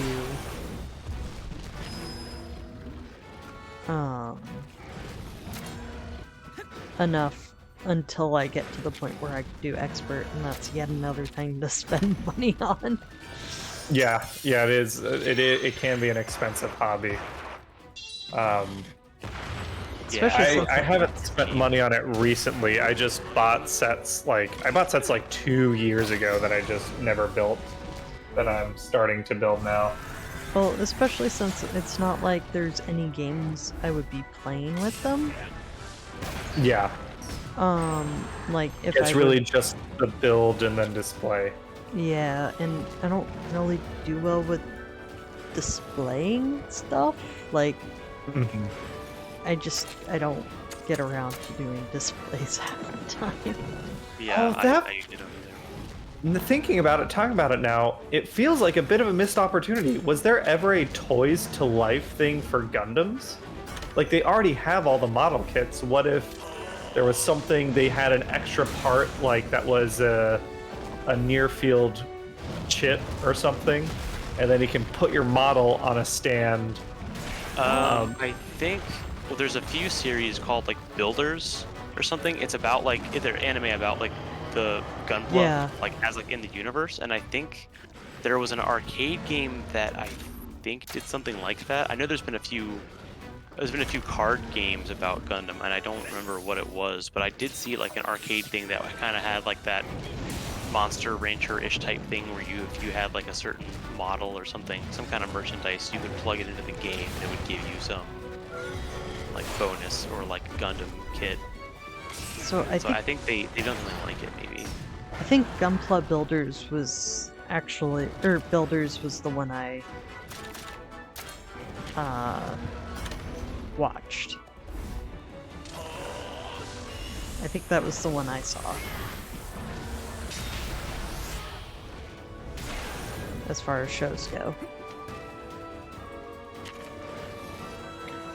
I never watched that one. I watched Wing when I was little, and I want to rewatch it at some point. But I watched bits and pieces. Like, there's so much Gundam out there, but I watched like bits and pieces of the original series and some of the later series that took place in the original series' timeline. And then I watched Double Zero, and that's been mostly it, I think. Yeah, I think if I was going to do Gunpla, it would be one of those, I go over to someone's house and I hang out and I do that while I'm there, and then we just display it at that person's house. Yeah. That's kind of how my thinking about, like, I've been getting into Gundam for the potential like new show and just to watch through the original 70s series. And I like the culture of Gunpla because the people, it's kind of like how I view the Transformers stuff. Like, you talk more about the show and like the different like robot models. usually like through Gunpla, and like it kind of gives you an excuse to talk about it, which is kind of how I envision the show. I'm not like planning on getting super big into, you know, building these things and then having a huge display case, but I like it as the activity that it is, to kind of like more intimately like learn some of the stuff between the different models, since there is like a community out there that talks about those differences. But yeah, I'm kind of with you on that. Osprey is I don't care to get into it. Maybe I will. Maybe it'll be one of those things that kind of sweeps me up, but you know, at the time being, I don't really have the space nor the desire to kit the furniture, so to speak, required to display that stuff. But the activity seems cool, and I like talking about the different series and all like the different mechanical differences between the robots. Is there a particular kit you want to build? Either character or like, oh, this is a really cool model for me to check out. Is this to either of us, or are you talking?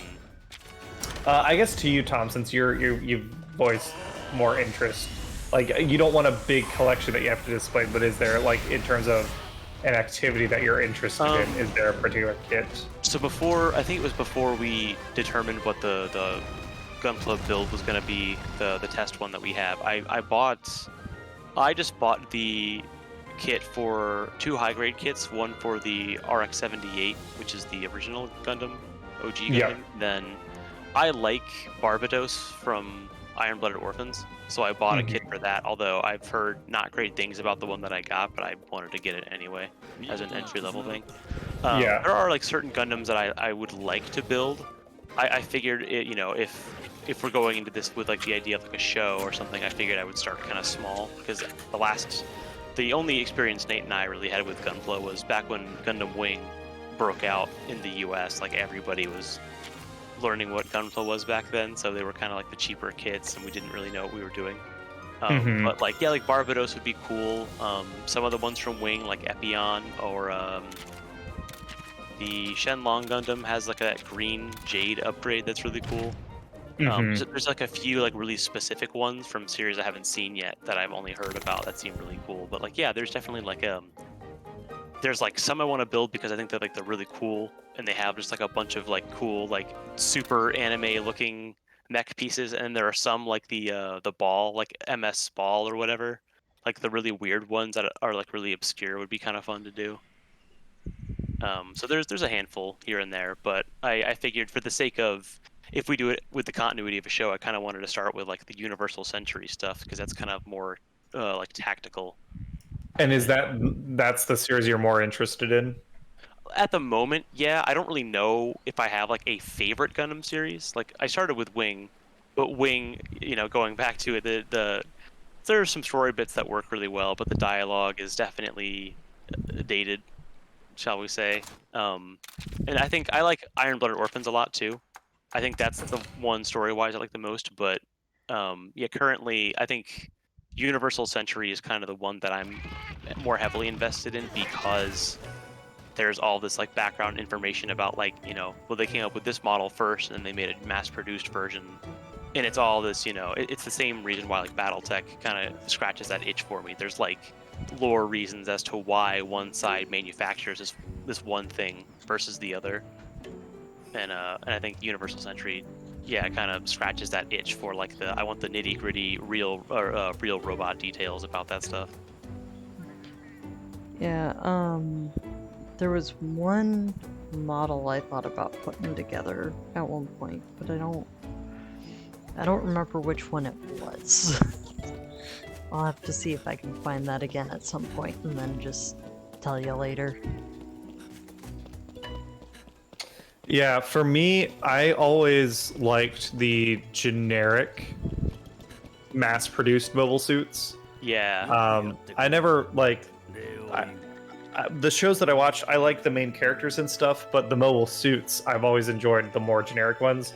And still, like, the Leos from Wing are the ones that I wanted to pick up first. I want to pick up the Maganax from Wing, and then some of the maybe Zaku's or something.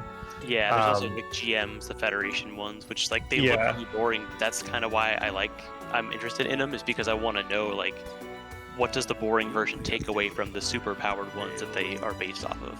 Yeah, but because I'm interested in those guys, I think the higher end kits, like the perfect grade kits or the master grade kits, tend not to make model sets of those suits. Yeah. They do it of like the important protagonist noble suits instead. So I'll like I stick to the cheaper kits, which are the high grade kits. Nargacuga. Oh hey, Oh, nice. Nargacuga. I guess I didn't realize it's 8:30 already. Oh yeah. Do we want to call this a stream and then go get us a Nargacuga next time? Yeah. Yeah. That's a good thing. Also, I found the name of the one I wanted to make at one point. For Gunpla. And apparently it was Gundam Build Divers that I watched. But Guraga? I've probably Harga. seen that in passing. I've never watched any of the builders, shows, but some of the main protagonist Gundam from that one, I think looks pretty cool, if I remember it correctly. So, Oh, is it a dragon-looking thing? Like no. a centaur Gundam? No. No, I'll I'm send not it to looking you at it right after the stream. Oh, sure thing. Yep. But yeah, I think that wraps up today. I'll try to hit 15 over this week if I can. If I do, I'll take on Tigrex at the beginning of next stream and try to beat that royal monster.